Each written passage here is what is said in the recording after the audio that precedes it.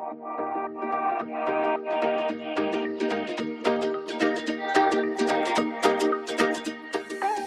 and welcome to the Division III Student Athlete Advisory Committee Mental and Physical Health Subcommittee podcast series. My name is Holly Hall and I am a tennis student athlete at Alma College. I represent the Michigan Intercollegiate Athletic Association on National SAAC. Today I am here with Ryan Kugelman, and how are you doing today? I'm great. Beautiful day, sun's out, and we're enjoying life today. Yeah, such a good time. So Ryan, if you could you tell me a little bit about yourself? Like Holly said, my name is Ryan Kugelman. I'm currently a junior here at Alma College, class of 2026. I currently play football for the Alma Scots, and my intended major is IPHS clinical exercise with a chemistry minor. But for simple terms, I plan to go to med school after undergraduate degree here. And my involvement on campus kind of includes a mix of things. I'm part of the pre-med club. I am a member of the SAAC committee here at Alma College, and I am also participating in chemistry research in the chemistry department here. Wow, that's a lot. But, that's the nice thing about being Division III is in addition to being a student athlete, you can also have all of those other extracurricular involvements as well. Absolutely. And shout out SAAC because I'm the SAAC president, so Ryan does a really great job. So Ryan, what is one of your favorite parts about being a Division III athlete? One of my favorite things is, honestly, before I chose Alma, I had an option to go NAIA to play baseball. Obviously there you get money to play a sport for NAIA schools, but coming to college at a D3 level, it's kind of like a different perspective on it, right? You don't get paid to play, and you actually have to put your time in, and you don't really have to be there, if that makes sense. So the big part about D3 when I look at it is the passion for the sport really comes out for those people that actually play the sport because, again, it's on your own time, and you really put your heart and soul into it. So being a D3 athlete to me is a bigger step up compared to Division I, Division II, and NAIA, where you're getting cut. So, yeah, very nicely said. I can definitely agree to aspects of that being a Division III athlete myself, playing tennis. So, again, very nicely said. So, also, while being a student athlete, while you were in grade school and currently in college, what opportunities have you had to acknowledge your mental and physical health? I would say at such a young age, I really wasn't exposed to the idea of mental health, obviously, because you're a kid running around at such a young age. You don't really think about those things until you actually grow up. But coming to college, a couple resources that come to mind is our Wilcox Medical Center here. We have yearly mental health screenings that are put on by our sport or by yourself. And that alone actually kind of helps you guide yourself mentally if you're having a rough day, especially in the wintertime. They preach about the times getting dark and it's gloomy and it's always gray out. So mental health during the winter is a big part in the Wilcox Center there. So I would say a big support from the college itself. Those resources help out a lot. And also my coaches. My coaches constantly check in on us during such a hectic and busy time. Playing a sport and going to school is definitely not easy or for the weak. So a lot of times your life is always on go, go, go. But coaches and your staff, even teachers sometimes, they always reach out, and it's good to take a step back, retrace, and kind of guide yourself back to where you were before. Yeah, again, very nicely said. The Wilcox Medical Center here at Alma, I've definitely had interactions with it as well.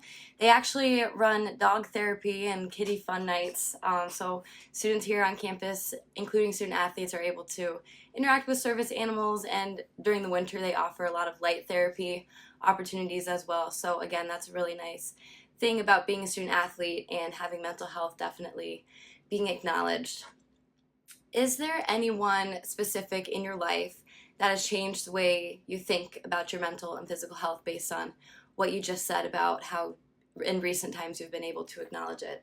Of course, there's two things that come to mind. One is the B4 Foundation that is actually out in Ithaca, or it's kind of located in Ithaca. It's his main That's about location 10 there. to 15 minutes Correct. south of Alma. Yeah, so pretty local here. So there's the father of the son who actually took his own life 2 years ago, comes and talks to us as a group or a team, and it kind of hits the heart and hits home pretty hard because sometimes you really don't know everyone's story, and hearing it from the father of a son, and a different perspective on it actually kind of impacts one kid or a player as itself. And it talks to me a lot because, my cousin, Ava Jabensky, she's 14 and she's been battling cancer for 4 years. And that alone has impacted me. And hearing those stories from the father himself, just kind of, I use that situation kind of as motivation, because it's not easy to think about. You always think about the negatives and the cons of every situation, but yeah. Yeah, it's definitely, as you grow up, you kind of start to see things for what they are.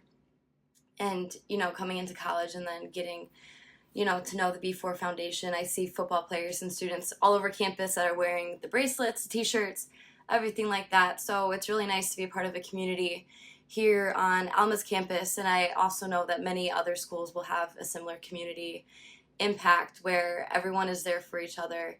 Everyone can, relate to a certain point with mental and physical health and, breaking the stigma with it and, really wanting to acknowledge it more and more and more as time goes on. And I will say, these events really help me play for a bigger purpose for myself. And I apply that on the field, classroom, and relationships on an everyday basis. So thinking about those kind of events that occur in my life and in her life, I kind of think about myself and how I can better myself, because she has a disadvantage in life and I have the upper hand. So it's all about the opportunities and what I make of them. Yeah, for sure. It's really nice that you've been able to interact with someone like that and been able to kind of learn that about yourself. Not everyone has an opportunity to do that, but everything that you've done for Ava, between your social media posts and everything like that really impacts a lot of people. I know I've seen it and it really touches me to be able to see that kind of stuff and, the joy that the world can bring even in the most darkest times for some people. Absolutely. So going off of that, and all of the experiences you've been able to have, in the last, 20 years of your life, how have you been able to grow throughout your athletic career in your mental and physical health? One big thing that comes to my mind is taking one day at a time. Tomorrow has its own worries, and if I worry about the tomorrow and the day after that and the week after that and the month after that, I'm just going to bog down my mind even further. And I think going through sports itself at a Division III level, and it's shaped my mind to be headstrong a little bit better and just to take it day by day, win the day. Being 1-0 is one thing we preach on the football team, and I strongly believe in that. Yeah, for sure. So going off of that, do you have any other advice to student athletes who maybe struggle with their mental and physical health, maybe don't acknowledge it as much as they should? For example, you said as a kid, maybe you didn't recognize it as much, but, how did you transition from, grade school to college, and how would you kind of give advice to other student athletes in that same position? I would say control the controllable. There's going to be situations and times where there's going to be things that are given to you that you can't control, right? I'm trying to think of an example here where, let me just take an illness for an example, or an injury. You can't control that. Injuries happen to everyone.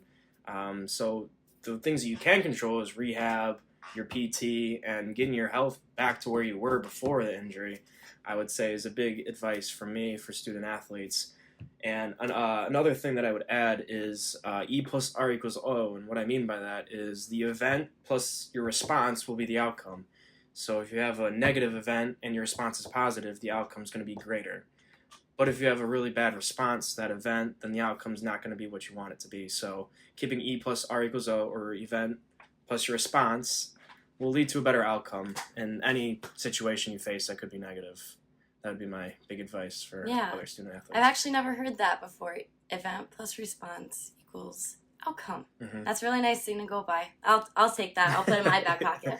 Yeah. All right, Ryan. Well, thank you for joining me today. Thank you for having me. Yeah, of course. At the time of this interview, it is currently the middle of September, so Ryan is in the peak, right in the trenches of football season right now. So I really appreciate you taking the time to sit down and have this interview for Division III SAAC. So again, thank you again. Thank you for having me. Go Scots!